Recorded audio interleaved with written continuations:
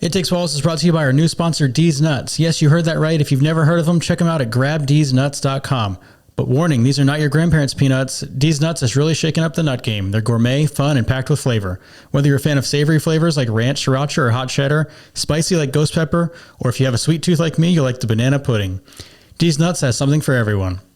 But D's Nuts aren't just about taste, they're about making a difference. For every bag, can, or piece of D's Nuts merch purchased using the coupon code NUTCHECK on grabdsnuts.com, you can save 10%, and another 10% gets donated towards supporting Testicular Cancer Awareness Foundation. So the next time you're craving a snack that's both delicious and meaningful, reach for D's Nuts. Because when it comes to supporting Testicular Cancer Awareness Foundation, it takes balls and it takes D's Nuts. Available at grabdsnuts.com, Amazon, and Walmart locations nationwide. D's Nuts, a delicious, healthy snack in a variety of fun flavors and making a difference one nut at a time. The stories shared on It Takes Balls are unique to the individual sharing. Always speak with your trusted medical provider for treatment options specific to you. Welcome back to It Takes Balls, presented by Testicular Cancer Awareness Foundation. Today I'm joined by a testicular cancer survivor from Arizona. Kevin Hilden is joining me today. Kevin, thank you so much for being here. Yeah, nice to be here. Thank you. So, we had connected almost a year ago now, it seems. This episode is going to be out in November. I think you had your RPLND in March. So we're coming up on a year. But before we get into your testicular cancer story, first, tell me a little bit about who you are. Well, I'm 44 years old, born and raised in Phoenix, Arizona, a insurance adjuster. Just always lived out here, and that's about it. Yeah, awesome. And, we finally just met at our testicular cancer conference. So one more question before we get into your story. I just want to know, what was your insight, as a first-time attendee of our conference? I thought it was really educational. It was really cool because, I was able to just drive to San Diego. And it was great to take a vacation. It was my first vacation since my RPLND surgery.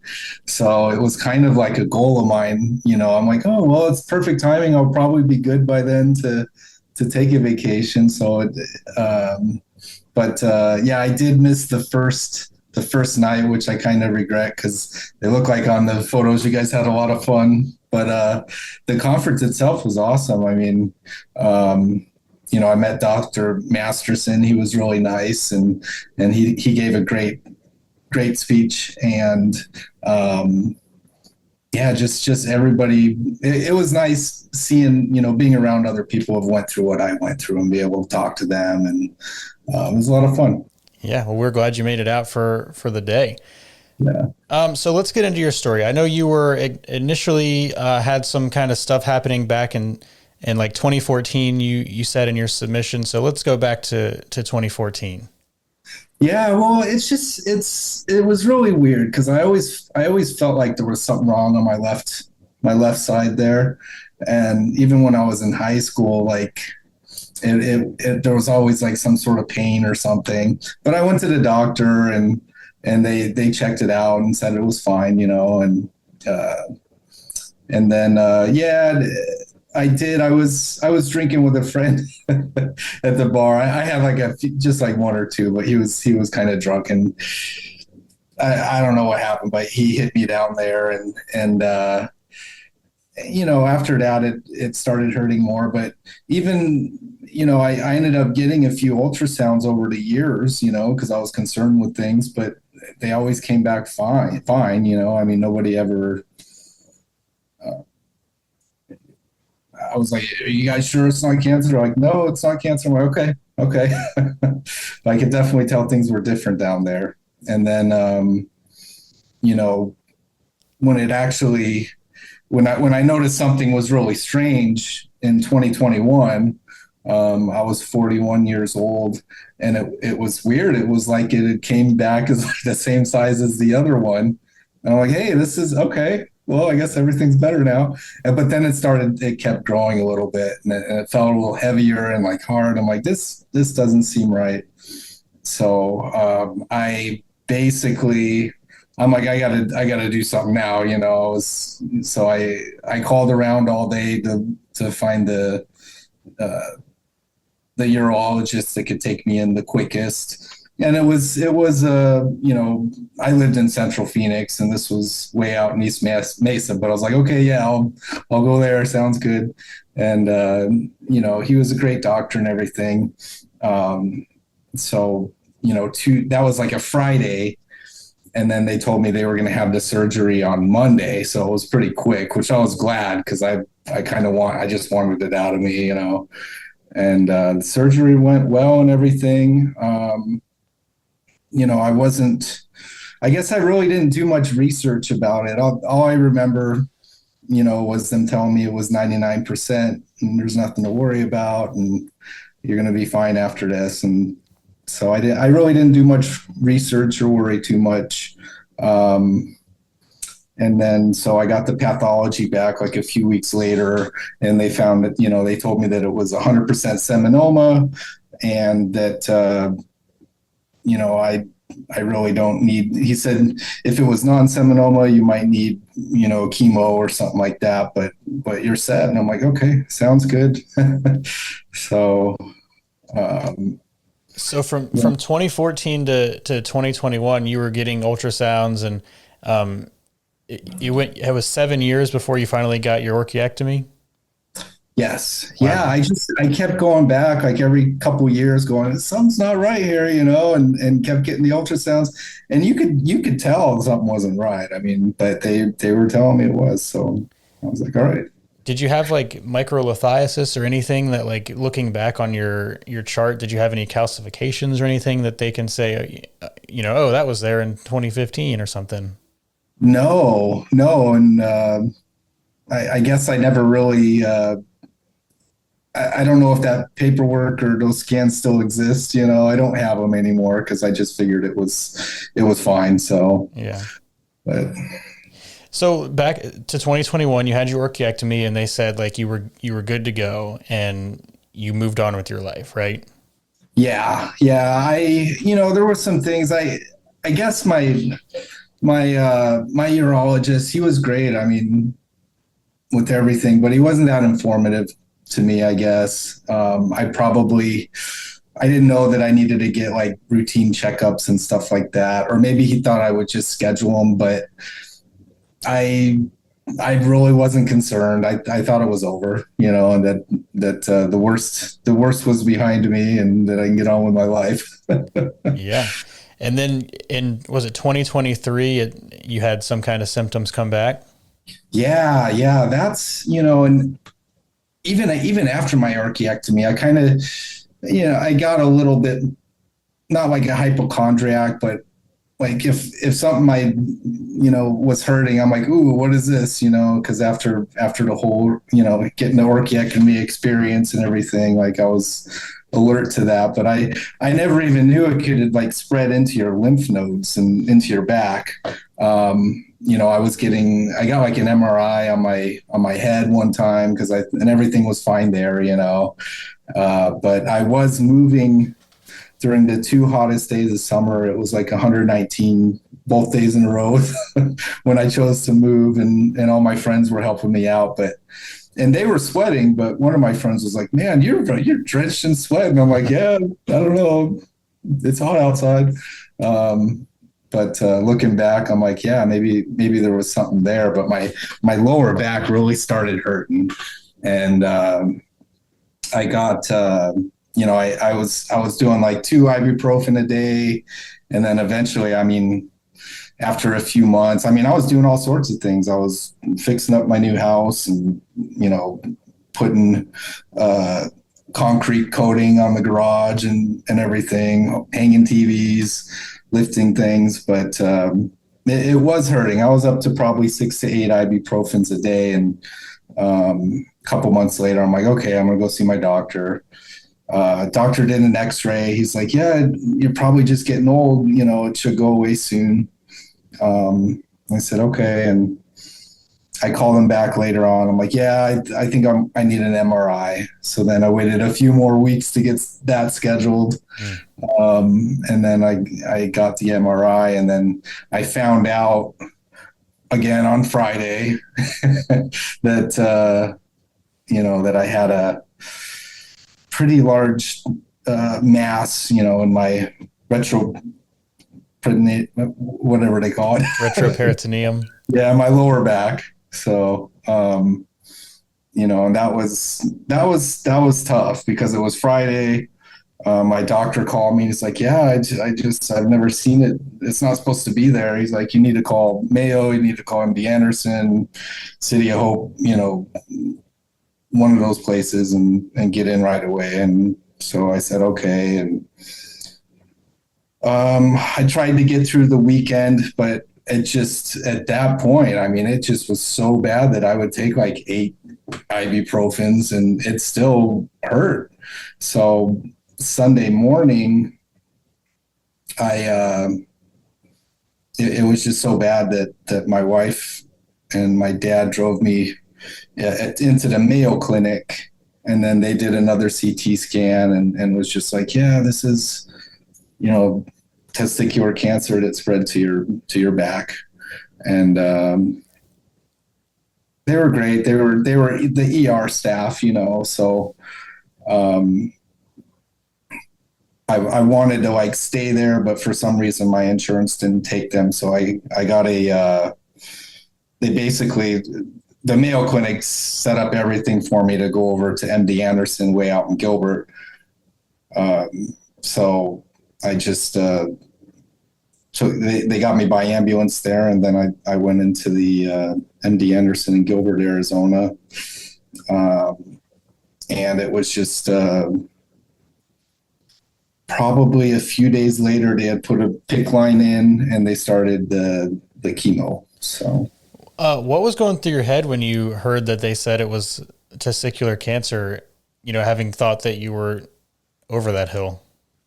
I was a little surprised. I mean, I saw even over the years, like even in TV, it's sort of like, you just think that, they lose a nut and that's it. I didn't know that it spread or anything like that. There was a lot of different TV shows that would talk about that or joke about that, and then the whole 99% thing or 90%, whatever it is, it's a high rate, but there's different ways people get to that 99%. And, if you don't catch it early, you may have to get a lot more treatment than if it was made aware to you, earlier. So. Yes. Okay. So you got the PICC line, and I know you got EP times 4 chemo. Were you given the option of BEP, or did they just give you EP and that was it? I was given so they were going to either do BEP or EP. I was a former smoker. I do have some small nodules in my lungs, but they haven't grown at all, the past couple of years. So, so for that reasons, that's why they gave me the EP. Gotcha. Are the nodules in your lung, do they suspect related to the testicular cancer, or is that from smoking? I think from smoking. Okay. Something, they're only like 2 millimeter. I think one might've been like 3 or 4, So you got your first day of chemo inpatient. Were you inpatient for most of it, or how did that play out? Yeah, I got my whole first round inpatient. So I was in there, and, they gave me all these drugs to help with the pain, which was great. I can still feel the pain, but the drugs really helped, and I ended up getting like a fentanyl patch, and that really helped. I was kind of surprised you hear on all over the place that fentanyl's bad, but I guess if it's prescribed, it's fine. Yeah, I think it has its purpose. I think it's got misused a lot. Yeah. So after the first round of chemo, did you go back kind of where you live and get treated locally?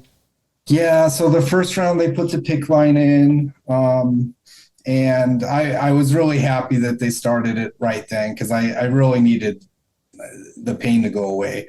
Honestly, like after that first round, the pain had gone. I don't know if it was the fentanyl patch or just my tumor shrinking, I was hoping it was the tumor shrinking because they did say that it was 100% seminoma and that it might shrink all the way down and just disappear. I'm like, ooh, that'd be nice, you know. But it came back as because my AFP was risen.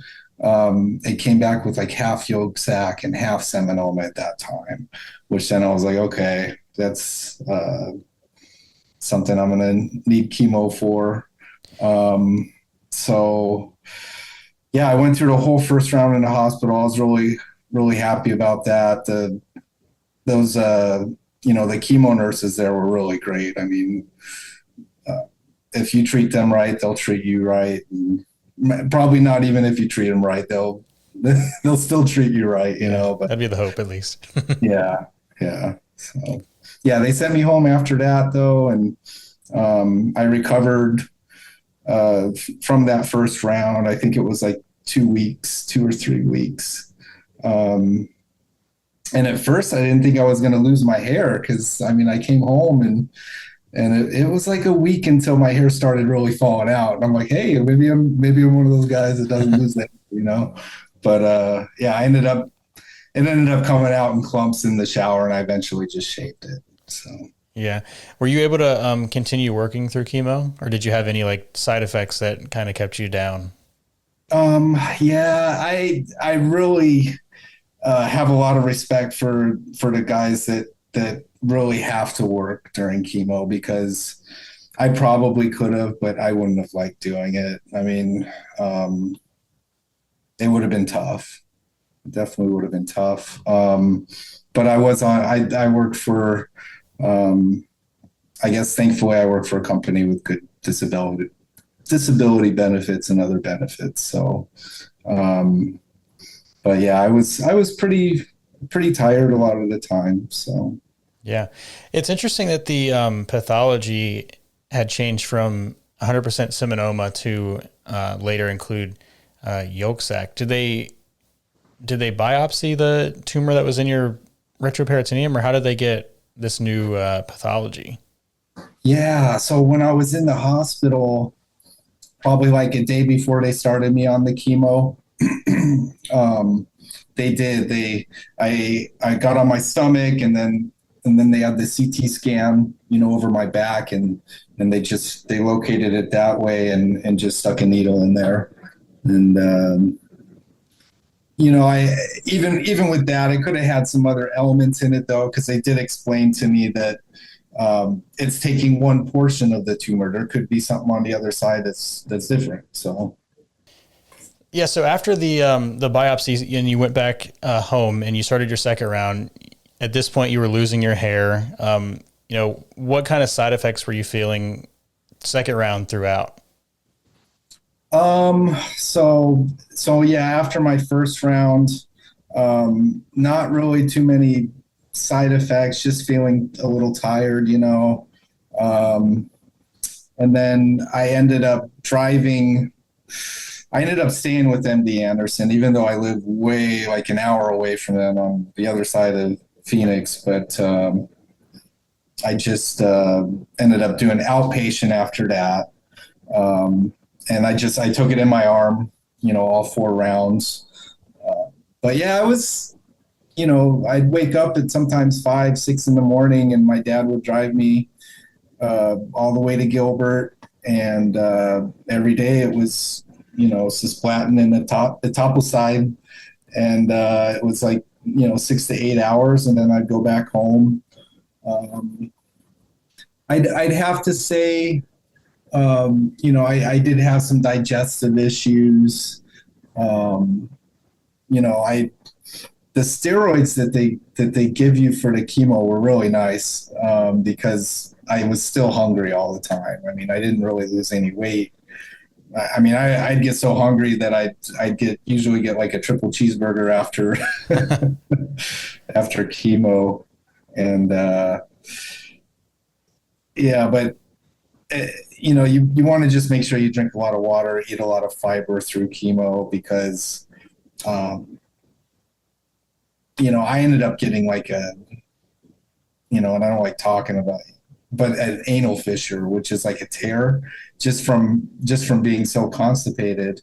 There was they gave me like a little blow up chair or seat there, and I don't know, I would just take that with me to the chemo thing and sit on it in front of everybody. I didn't care, I guess, but and I thought it would never go away, but I don't even remember how it went away. It just went away, and that's it. So Yeah, I think I remember I was constipated too, and I think I went 10 days without pooping.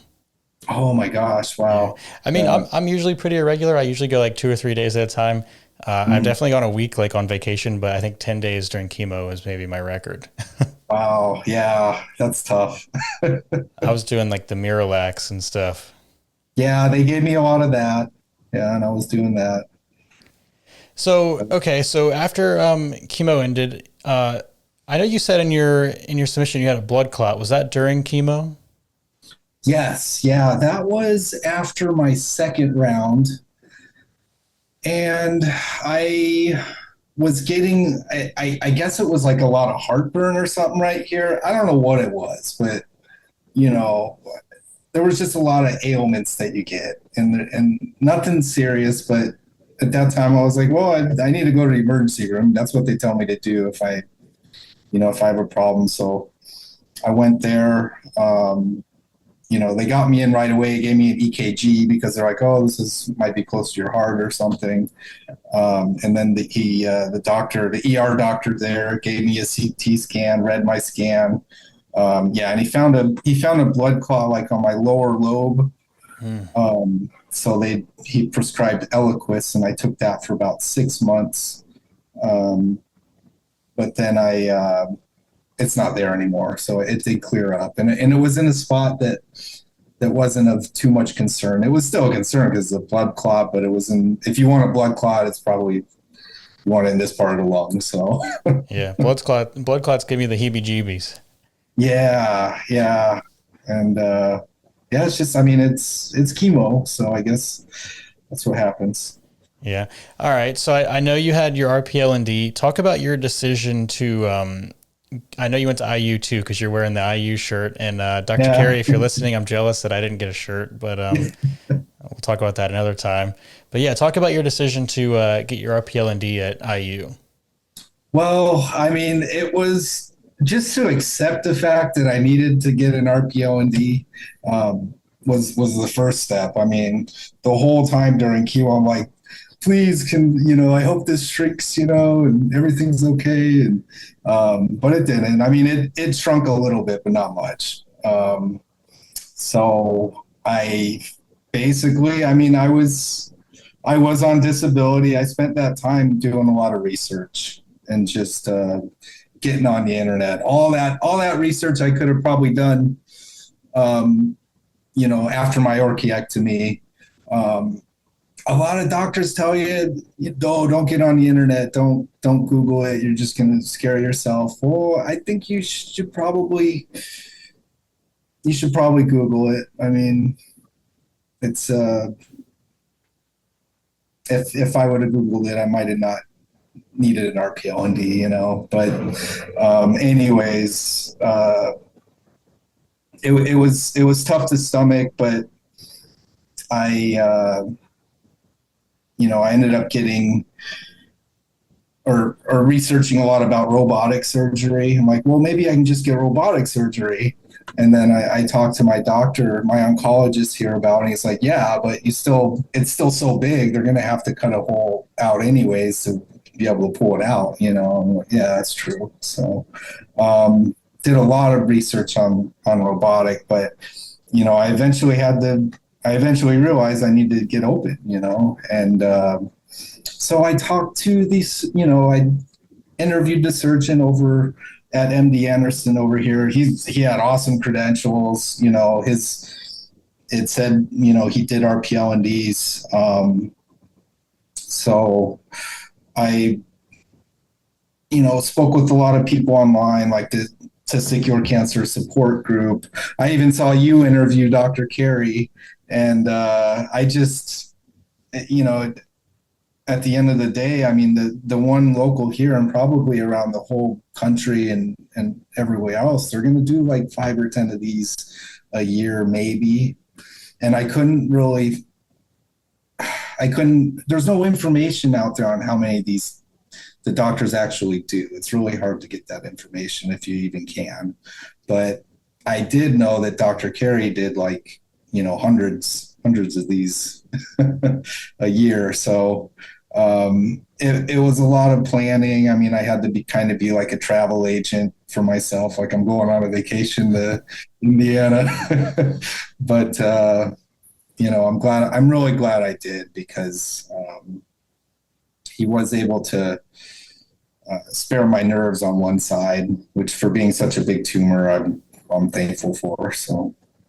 Yeah, was fertility a concern for you at all? Because I think you said you had a kid before all of this. Yeah, I mean, it's still a concern to me, but I know there's other ways they can, if they can do artificial insemination and stuff like that. Should I have banked sperm before? I mean, I was in the hospital in pain. I was like, give me the chemo right now. I'm ready to go. I was just excited that this was treatable and everything, but yeah, it's still a concern. You never know. I mean, 10 years, 5 years from now, people can change their minds. So I would recommend sperm banking if you can. So yeah, and people listening to this now won't hear the long pause that I am going to have edited out because I forgot a question, but I remembered it. Yeah. My question is, have they called this to you or told you, was this a recurrence or was this like a secondary testicular cancer? This was something that had originated from my original tumor, in my scrotum. So I guess there was I'm thinking if there was lymphovascular invasion or something like that, they might have treated me a little differently afterwards. But so I guess it just happened. It still went up there and. Yeah. And obviously you can't change the past, but do you regret not, maybe doing chemo before if it was an option or, if your urologist originally had maybe been better informed about testicular cancer, would that maybe have changed things? Like, do you think about that at all? Yeah, I do have some regrets and I was really sad about it to begin with. Like I was really, really hard on myself. Like, man, I can't believe I did this. And I just didn't take it as seriously as I thought, and if I could take things back, I'd do it differently. And I think if I was given the option, or if they would have given me a pamphlet or something saying, hey, this can spread to your back, you need to watch out for it. Give us some reading material because every doctor is going to be different. They're not customer service representatives. They're not, they should give you all the information, but everybody's got a different personality. So, I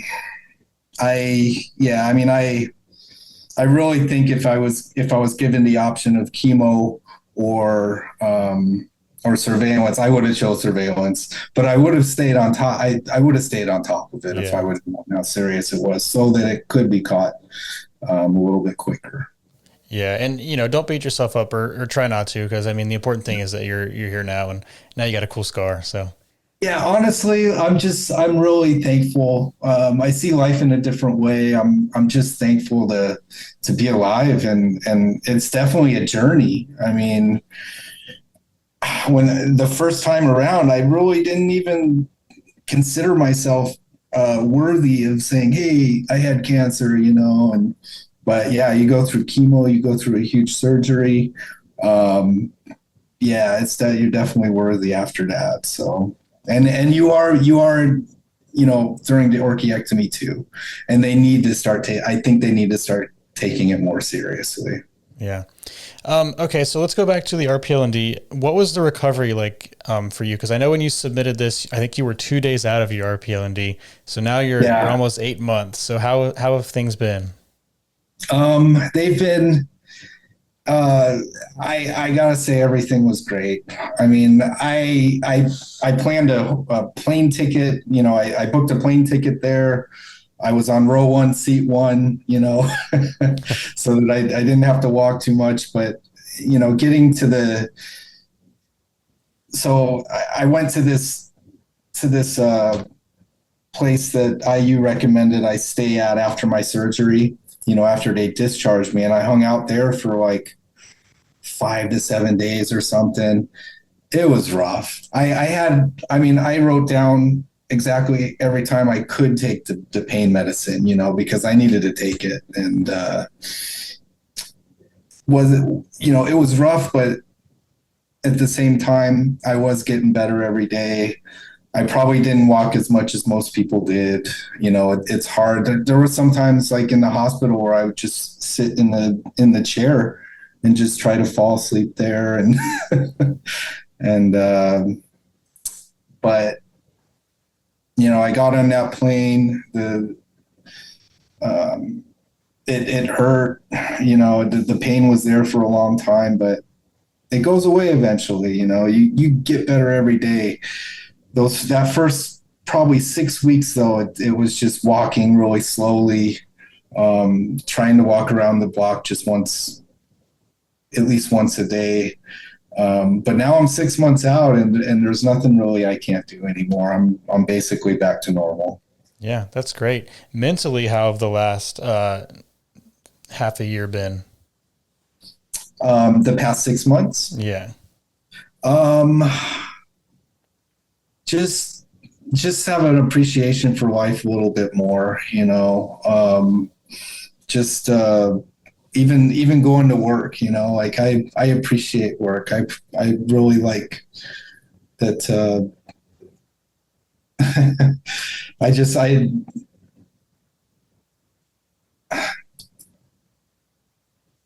I'm just happy to be alive, I guess. And sometimes, I've already went through uh, a few follow-up appointments, like where they take your blood and where they do. I've went through 2 CT scans so far, and everything's been good.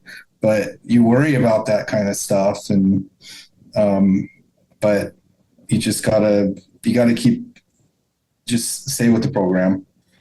So. Yeah. So the child that you have, is that a son or a daughter, and how old are they, and are they aware of, what you went through?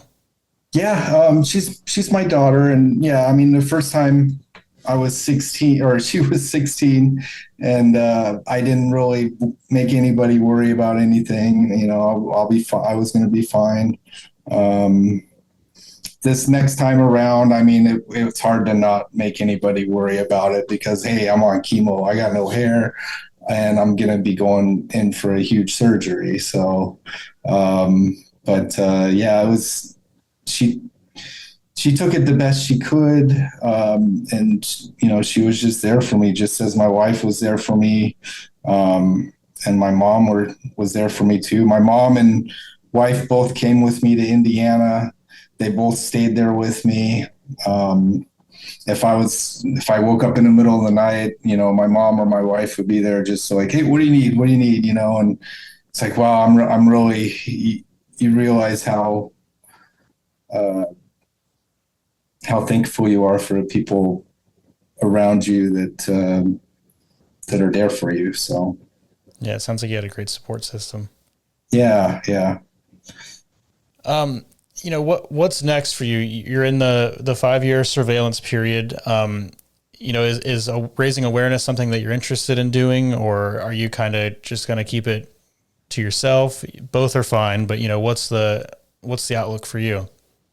I think I'd like to help in raising more awareness for testicular cancer, and just because I think that it's great that it's 99%. It's great that it's a high cure rate, but um, there's a lot of gray area in saying that, and it needs to be taken more seriously.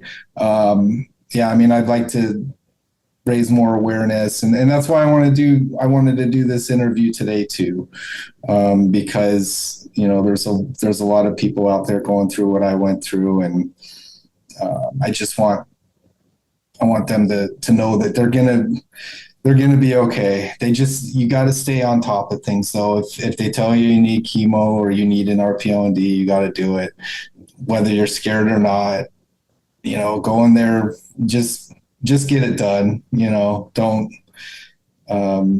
put it off, because I think I've read a lot of stories where guys have put it off a little bit and they're still cured, but it's going to take a little bit more because of that. So, yeah. And like one of the things I think we talked about at the conference was, they want to reduce the burden of care, right? So, if you can be stage 1 and not have to go through chemo, that's great. So, yeah. I mean, early detection is important. I want to talk about testosterone. Is that something that is a concern for you at all? I know, naturally as you age, it dips, especially losing a testicle. Have you been taking any replacement or anything? Yeah, I did actually. After my orchiectomy, I did. One of my good friends and my neighbors, he's been on test because he had some issues too. So he's on testosterone, and he was on it he's been on it for like 10 years. And he's like, yeah, you should take it because you look like you're pretty tired. And, and I guess I did notice after surgery, I was a little more lazy, I guess, or not really lazy, but just didn't have like the energy I used to have. So I went to my doctor. He was like, yeah, well, you lost a cylinder, and you're down a cylinder, so you might need something to help boost that a little bit to get you back to where you were. So he prescribes me, I inject it, every week. I do like a half a bottle. Some people do like a bottle every 2 weeks, but I was at 290 total testosterone, and I think like the cutoff point's like 300. Mm-hmm. So, I take it just consistently now, and I stay between 500 or 600, which I think a person my age, that's where they are usually at. So. Interesting. Yeah. It seems like you're doing great. You got a nice full head of hair. You seem like you got energy to me. So yeah. Yeah. My hair actually, it got a little darker. I used to be like blondish, brownish, and now I'm like just like a blackish brownish. So if anybody, resonated with your story and wants to reach out to you, where can they contact you? Yeah, they can look me up on the Facebook group or through my email. So, and I can give that to you. So. Yeah, cool. I'll put that in the description. Kevin, Thank you so much for being on It Takes Balls. And I want you to cut the clip out of this where you said you appreciate your job, give it to your boss, and get yourself a nice big fat raise. Yeah, I know. That'd be nice. Thank you so much. For more information and resources for your testicular cancer journey, visit testicularcancerawarenessfoundation.org. You can also follow us on social media at Testis Cancer. We're on Facebook at Testicular Cancer Awareness Foundation.